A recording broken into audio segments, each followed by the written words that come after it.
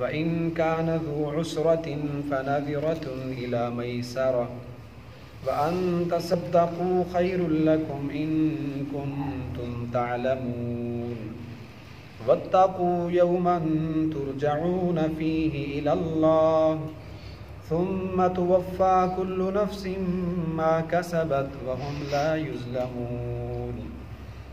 صدق اللہ العظیم۔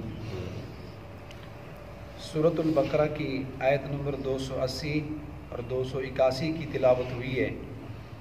اللہ پاک فرماتے ہیں وَإِن كَانَ ذُو عُسْرَةٍ، اگر تمہارا مقروض اگر وہ تنگ دست ہے تو فَنَاظِرَةٌ إِلَى مَيْسَرَةٍ، تو اس کو مہلت دی جائے فراخی کے دنوں تک۔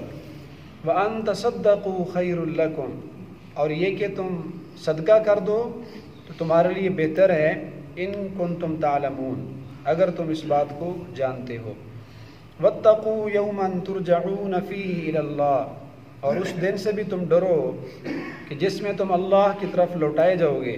ثُمَّ تُوَفَّى كُلُّ نَفْسٍ مَا كَسَبَتْ، پھر ہر انسان کو پورا پورا بدلہ دیا جائے گا اس چیز کا، ما کسبت، جو اس نے اعمال کیے۔ وَهُمْ لَا يُظْلَمُونَ، اور وہ بالکل ظلم نہیں کیے جائیں گے۔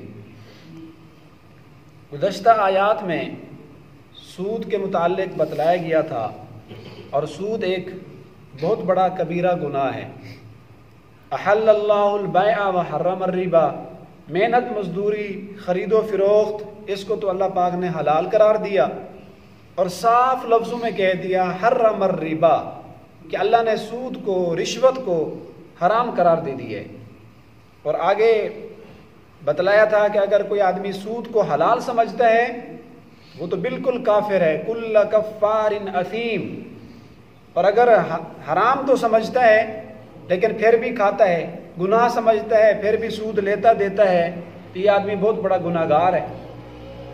تو آج کی اس آیت میں وَإِن كَانَ ذُو عُسْرَةٍ، اگر مقروض تنگ دست ہے تو اس کو مہلت دے دو آسانی کے دنوں تک۔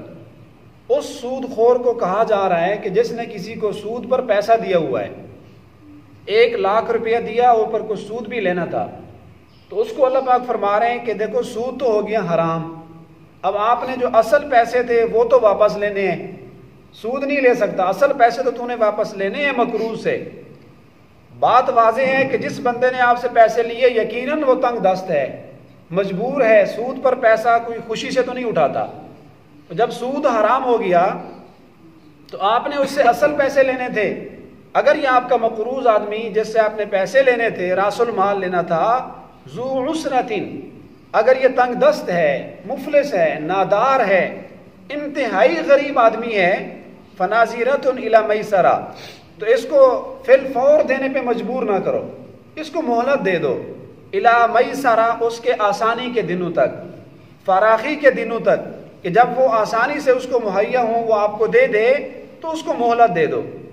وَأَن تَصَدَّقُوا خَيْرٌ لَكُمْ إِن كُنتُمْ تَعْلَمُونَ، اور یہ کہ تم صدقہ کر دو یہ تو تمہارے لیے اور زیادہ بہتر ہے اگر تم سمجھتے ہو کہ جس کو ہم نے پیسہ دیا ہوا تھا وہ مقروض ہے، بیچارہ ادا ہی نہیں کر سکتا، وہ تو اپنے گھر کے اخراجات کے لیے بھی پریشان ہے، اور اللہ نے آپ کو بہت کچھ دیا ہوا ہے، تو تم اگر اس کو اپنا قرضہ معاف کر دو، کہو کہ اللہ کی رضا کے لیے میں آپ کو معاف کر رہا ہوں، آپ نے مجھے قرضہ واپس نہیں کرنا، خیر لکم، یہ تو تمہارے لیے اور زیادہ بہتر ہے، ایک غریب پر تم صدقہ کر دو، ان کنتم تعلمون، اگر تمہیں اس بات کا پتہ ہو، اگر تم اس بہتری کو جانتے ہو کہ صدقہ معاف کر دینے میں، صدقہ کر دینے میں، قرضہ چھوڑ دینے میں کتنا نفع ہے، اگر تم جانتے ہو تو تصدقوا، تو مقروض کو معاف کر دو۔ اب کسی کو قرضہ دینا اور قرضہ معاف کرنا شرعاً یہ بہت بڑے اجر کا کام ہے۔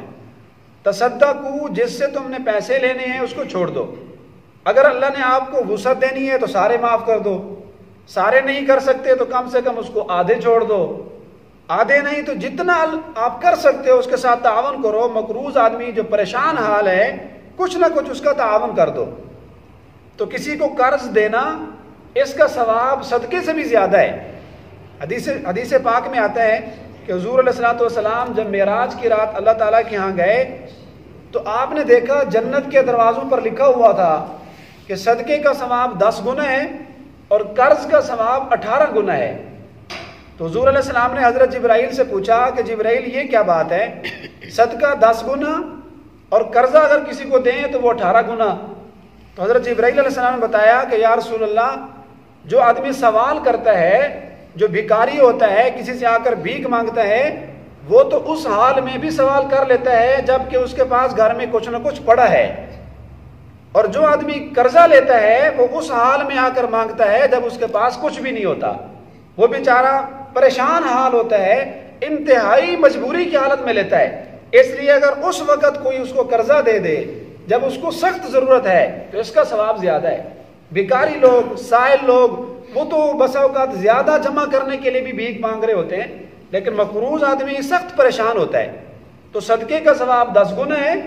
کسی کو آپ قرضہ دے دیں اور پھر اس سے واپسی کا مطالبہ کریں تو اس کا ثواب 18 گنا ہے۔ اور ایک حدیث پاک میں آتا ہے کہ 3 آدمی ایسے ہیں کہ جن کے قرضے کی ذمہ داری اللہ نے لی ہے کہ ان کا قرضہ اللہ پاک خود ادا فرمائیں گے۔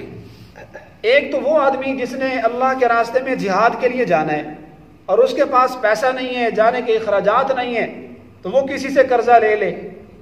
اور دوسرا وہ آدمی کہ جس کے پاس کسی مسلمان کی وفات ہو گئی، کوئی رشتہ دار، کوئی اپنا قریبی مسلمان وفات پا گیا اور اس کے پاس اتنا مال نہیں ہے کہ اس کا کفن دفن کر سکے، تو یہ کہیں سے ادھار اٹھا کر قرضہ لے کر اس آدمی کا کفن دفن کرتا ہے، تو اس کی ذمہ داری بھی اللہ پاک نے لی ہے کہ اگر یہ قرضہ نہ دے سکا تو اس کا قرضہ اللہ ادا فرمائیں گے۔ اور تیسرا وہ آدمی کہ جس کو نکاح کی، شادی کی شدید خواہش ہو۔ نکاح کے درجات ہوتے ہیں، بسا اوقات نکاح کرنا فرض ہو جاتا ہے، بسا اوقات نکاح کرنا واجب ہوتا ہے۔ اگر عورتوں کی طرف شدید اشتیاق ہو اور زنا میں پڑنے کا یقین ہو تو اس حال میں نکاح کرنا فرض عین ہوتا ہے۔ کوئی آدمی تاخیر کرے گا تو گناہ گار ہوگا۔ تو اگر ایک آدمی کو نکاح کی شدید خواہش ہے، شدید اس کو ضرورت ہے اور اس کے پاس پیسے نہیں ہیں، تو وہ کہیں سے ادھار کا انتظام کر کے شادی کر لیتا ہے، تو اس آدمی کے قرضے کا انتظام بھی اللہ پاک خود فرمائیں گے۔ لیکن یہ شادی کے لیے جو قرضہ اٹھانا ہے، اس سے مراد حق مہر ہے اور شادی کے ضروری اخراجات۔ آج کل جو فضول خرچیاں ہوتی ہیں اس پر پیسہ اڑایا جاتا ہے، بلا ضرورت جہیز کا سامان خریدا جاتا ہے، بلا ضرورت اخراجات کیے جاتے ہیں، یہ مراد نہیں ہے۔ حق مہر اور شادی کے ضروری اخراجات۔ تو قرضہ اگر کوئی آدمی مجبوراً لیتا ہے اور اس کی واپسی کی نیت بھی ہوتی ہے کہ میں لوں گا اور اس کو واپس کر دوں گا، تو اس مقروض آدمی کے ساتھ اللہ تبارک و تعالیٰ کی مدد اور نصرت ہوتی ہے۔ اب دیکھیں، قرضہ دینے والا اور قرضہ لینے والا، شریعت میں ان کے متعلق بہت سارے احکامات موجود ہیں۔ قرض خواہ کو اور مقروض کو، دونوں کو ہمارا دین اسلام ہدایات دیتا ہے۔ جس نے قرضہ لیا ہے اس کے لیے تو حضور علیہ السلام نے فرمایا کہ ماتل الغنی ظلم، جب تم نے کسی سے قرضہ لیا ہے مجبوراً، اس نے آپ کو مجبوری میں دیا ہے، تو جب آپ کو اللہ وسعت دے دے تو فوری طور پہ اس کا قرضہ ادا کرو۔ ادائیگی پر قدرت کے باوجود اگر کوئی پیسے واپس نہیں کرتا، پیسے لے کر کھا جاتا ہے یا ٹال مٹول کرتا ہے، اس کی نیت خراب ہو گئی ہے، تو ظلم۔ حضور نے فرمایا یہ بندہ ظالم ہے، یہ ظلم کر رہا ہے، جب اس کے پاس وسعت ہے تو پیسے واپس کر دے۔ اور جس آدمی نے قرضہ دیے ہیں اس کو شریعت یہ ہدایات دیتی ہے کہ آپ اس سے قرضہ وصول کرنے میں نرمی والا معاملہ کرو، سختی نہ کرو، اس کے حالات دیکھ لو۔ ہاں اگر واقعی وہ ڈھیٹ ہے، ٹال مٹول کر رہا ہے، اس کے پاس پیسے موجود ہیں پھر بھی نہیں دے رہا، پھر تو سختی کر سکتے ہو، جس انداز میں بھی وصولی ممکن ہو کرو۔ لیکن اگر مجبور ہے، اگر تنگ دست ہے، اہل و عیال والا ہے، فقیر آدمی ہے، پھر اس کو قرضہ وصول کرنے میں سختی نہ کرو۔ تو دونوں کے لیے ہدایات ہیں، ایمانداری کے ساتھ قرضہ دے اور ایمانداری سے اس کو واپس کرے۔ کتابوں میں، ایک حدیث کی کتابوں میں قرض کے متعلق بڑا ایک ایمان افروز واقعہ لکھا ہوا ہے، جس کو امام احمد بن حنبل رحمہ اللہ نے اپنی کتاب میں مسند احمد میں نقل کیا ہے، دیگر حدیث کی کتابوں میں واقعہ موجود ہے۔ حضور علیہ السلام نے فرمایا کہ بنی اسرائیل میں ایک آدمی تھا، اس نے کسی سے 1000 دینار جا کے قرضہ مانگا۔ 1000 دینار تقریباً آج کل کے دور میں کروڑ سے بھی زیادہ رقم بنتی ہے۔ تو اس آدمی نے جس نے قرضہ دینا تھا کہا کوئی گواہ لے آؤ۔ سنت طریقہ بھی یہی ہے کہ جب کسی کو قرضہ دو یا قرضہ لو تو کل کے درس میں انشاءاللہ آ جائے گا کہ اس پر گواہ بنا لو، معاملہ لکھ لو اور اس پر گواہ بھی ہوں۔ تو اس آدمی نے کہا میرے پاس تو گواہ کوئی نہیں ہے، میں اپنے اللہ کو گواہ بناتا ہوں۔ اس نے کہا اچھا اگر گواہ نہیں ہے تو پھر کوئی نہ کوئی کفیل لاؤ، ضامن لے آؤ جو آپ کی ضمانت دے۔ تو اس نے کہا میرے پاس کفیل بھی کوئی نہیں ہے، میرا کفیل تو اللہ ہے، بس اللہ کو کفیل بناتا ہوں۔ تو اس آدمی نے اس کو 1000 دینار بطور قرض دے دیا اور ایک مدت طے ہو گئی۔ تو وہ آدمی قرضہ لے کے چلا گیا، سمندر پار اس کا سفر تھا۔ جب مدت آئی تو اس آدمی نے اپنے پیسوں کا انتظام کیا اور دریا پر آیا تاکہ کشتی میں بیٹھ کر جائے اور اس کو قرضہ دے کر آئے۔ سارا دن کھڑا رہا لیکن اس کو کشتی نہیں ملی۔ اب پریشان تھا کہ آج ڈیٹ تھی، آج آخری تاریخ تھی، میں نے اس کو قرضہ دینا تھا، وعدہ خلافی ہو رہی ہے۔ تو اس کے دل میں ایک ترکیب آئی، وہاں کوئی موٹی سی ایک لکڑی پڑی تھی، اس نے لکڑی اٹھائی اور اس کو چیر کر 1000 دینار لکڑی کے اندر رکھ دیا اور اس میں ایک رکا بھی لکھ دیا کہ یہ فلاں ابن فلاں کی طرف سے فلاں کو میں قرضہ بھیج رہا ہوں۔ اور اللہ تعالیٰ کی طرف، آسمان کی طرف منہ اٹھا کر کہا یا اللہ جب میں قرضہ لینے گیا تھا تو اس نے گواہ مانگا تھا، میرے پاس گواہ نہیں تھا، میں نے تجھے گواہ بنایا تھا۔ اس نے کفیل ضامن مانگا تھا، میرے پاس ضامن نہیں تھا، میں نے تجھے ضامن بنایا تھا۔ یا اللہ یہ لکڑی میں سمندر میں ڈال رہا ہوں، تو ہی گواہ، تو ہی ضامن تھا، یہ میرا قرضہ اس فلاں بندے تک پہنچا دینا۔ بس اللہ پر توکل کرتے ہوئے اس نے لکڑی سمندر کے اندر چھوڑ دی، پھر واپس چلا گیا۔ اس بندے کی ایمانداری کا اندازہ لگائیں، جو حدیث میں ایک قصہ ہے، جب گھر گیا تو اس کو تسلی نہیں ہوئی کہ پتہ نہیں اس بندے کو پیسے ملے ہیں یا نہیں ملے۔ تو اس آدمی نے 1000 دینار کا انتظام کیا۔ اچھا اسی دن اللہ پاک کی طرف سے اتفاق یہ ہوا کہ جس بندے نے پیسے لینے تھے وہ سمندر میں اسی جگہ پر آ گیا کہ اس بندے نے قرضہ دینا تھا، تو آج مجھے امید ہے وہ قرضہ دینے کے لیے آئے گا۔ تو ساحل سمندر پہ وہ بھی آ گیا، سارا دن کھڑا رہا تو وہ بندہ نہ آیا، لیکن اس نے دیکھا کہ ایک لکڑی جو ہے وہ پانی میں تیرتی ہوئی جا رہی ہے۔ اس نے کہا وہ پیسے دینے والا آدمی تو نہیں آیا، چلو یہ لکڑی اٹھا کر گھر لے جاتا ہوں، اس کو چیر کر میں جو ہے آگ کے لیے استعمال کروں گا۔ گھر لے گیا اور اس کو جب چیرا تو اس کے اندر سے 1000 دینار نکلا اور اس میں رکا بھی لکھا ہوا تھا فلاں کی طرف سے فلاں آدمی کو ہے۔ تو اس نے اللہ کو ضامن بنایا تو اس کا قرضہ اللہ نے پہنچا دیا۔ اور یہ آدمی جس نے کشتی کے اندر کشتی نہیں ملی اور 1000 دینار لکڑی میں ڈال کے بھیجا، اس کو ابھی دل میں تسلی نہیں تھی، پتہ نہیں اس کو ملا ہے یا نہیں ملا۔ اس آدمی نے ایک اور 1000 دینار کا انتظام کیا اور ایک اور موقع پہ کشتی پہ سوار ہو کے اس کے پاس گیا اور اس سے پوچھا کہ میں نے آپ کے لیے 1000 بھیجا تھا تو وہ آپ کو ملا ہے یا نہیں، اللہ کو میں نے ضامن بنایا تھا۔ تو اس بندے نے فوراً کہہ دیا کہ جی وہ آپ کی امانت میرے پاس پہنچ گئی تھی، اللہ نے آپ کا 1000 دینار مجھے پہنچا دیا۔ تو ہمارے حضرت الشیخ صاحب جب یہ قصہ سناتے تو فرماتے تھے کہ حضور نے جن 2 آدمیوں کا واقعہ سنایا ہے، لگتا ایسے ہے کہ دونوں ایماندار آدمی تھے۔ جس کے پاس قرضہ پہنچ گیا اس نے یہ نہیں کہا کہ مجھے نہیں ملا، ورنہ وہ موقع میں موجود تو نہیں تھا، وہ مکر جاتا کہ نہیں میرے پاس کوئی نہیں آیا، پیسے مجھے دوبارہ دو۔ اور جس نے لکڑی میں ڈال کر بھیج دیے وہ انحصار کر کے بیٹھ نہیں گیا کہ بس اس کو مل گیا ہے، اس نے دوبارہ ایک اور 1000 دینار کا انتظام کیا۔ تو اس طرح کے واقعات جو حدیث میں ہیں، یہ قرض خواہ اور مقروض دونوں کے لیے عبرت ہے، اس میں بہت سارا ہمارے لیے واعظ ہے۔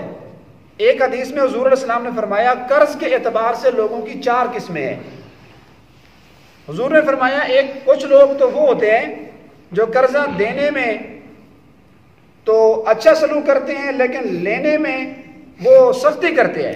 جب کسی سے قرضہ لیتے ہیں سختی کرتے ہیں، البتہ دینے میں ان کا طریقہ اچھا ہے۔ تو حضور نے فرمایا یہ آدمی تو نہ تو قابل مذمت ہے نہ قابل تعریف ہے۔ اور کچھ لوگ وہ ہوتے ہیں جو دینے میں تو سختی کرتے ہیں، ان کا طریقہ اچھا نہیں ہے، لیکن لینے میں نرمی کرتے ہیں۔ فرمایا یہ بھی آدمی نہ قابل تعریف ہے نہ قابل مذمت ہے۔ اور فرمایا کہ بہترین ہے وہ آدمی جو دیتے وقت بھی اچھا سلوک کرے اور قرضہ وصول کرتے وقت بھی نرمی کرے۔ اور فرمایا چوتھی قسم بدترین ہے وہ آدمی جو دیتے وقت بھی اس کا معاملہ غلط ہوتا ہے، جلدی جلدی کسی کو نہیں دیتا، سختی کرتا ہے، اور وصول کرتے وقت بھی اس کا طریقہ غلط ہے۔ تو وہ قضاء کا طریقہ بھی غلط اور وصولی کا طریقہ بھی غلط، تو یہ آدمی سب سے برا ہے۔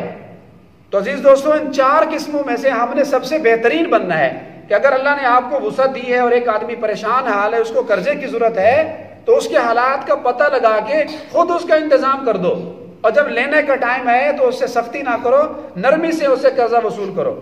تو اللہ پاک فرما رہے ہیں ان کان ذو عسرۃ فناظرۃ الی میسرہ، کہ اگر آپ کا مقروض تنگ دست ہے پھر اس کو مہلت دے دو۔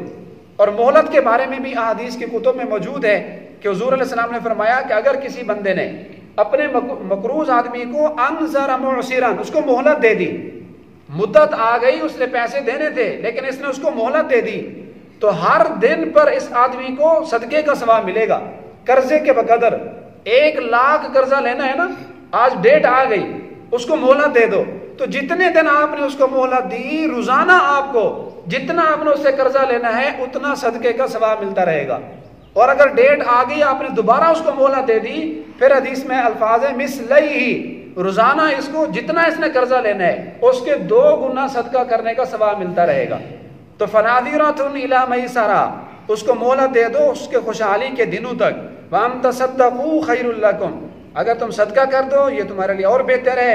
ان کنتم تعلمون، اگر تم اس بات کو جانتے ہو، اگر تمہیں پتہ ہو کہ معاف کرنے میں کتنا اجر ہے۔ واتقوا یوما ترجعون فیہ الی اللہ، میں نے کل کے درس میں بھی عرض کیا تھا کہ قرآن مجید کا اسلوب ہے کہ جو چیز انسانوں کے لیے مشکل ہو، اس پر عمل کرنا دشوار ہو، تو اس کے آگے پیچھے اللہ تعالیٰ اعمال کی پیشی، جنت جہنم کا تذکرہ فرما کر اس عمل پر آمادہ کرنے کی کوشش کرتے ہیں۔ تو کسی کو قرضہ معاف کر دینا یہ بھی بہت بڑا عمل ہے، بہت دشوار کام ہے، تو اس کا حکم کرنے کے بعد بھی اللہ فرما رہے واتقوا یوما ترجعون فیہ، دیکھو اللہ سے بھی ڈرتے رہو اس دن سے کہ جس میں تم نے اللہ کی طرف لوٹایا جانا ہے، تمہارے اعمال اللہ کے پاس پیش ہونے ہیں۔ ثم توفی کل نفس ما کسبت، پھر ہر انسان کو بدلہ دیا جائے گا اس چیز کا جو اس نے کمایا، جو عمل کیا، اچھا کیا یا برا کیا، تو وہ قیامت کے دن اس کو یاد کرے گا، انسان کا حافظہ بڑھا دیا جائے گا۔ دنیا میں انسان بھول جاتا ہے لیکن قیامت کے دن اس کا کیا ہوا سب اس کو یاد ہوگا اور فرشتے اس کو یاد دلوائیں گے۔ وَهُمْ لَا يُظْلَمُونَ، ذرا برابر بھی کسی پر کمی نہیں ہوگی، جس نے جتنا عمل کیا اتنی ہی اس کو جزا سزا ملے گی۔ اللہ تعالی ہمیں ان باتوں پر عمل کی توفیق عطا فرمائے۔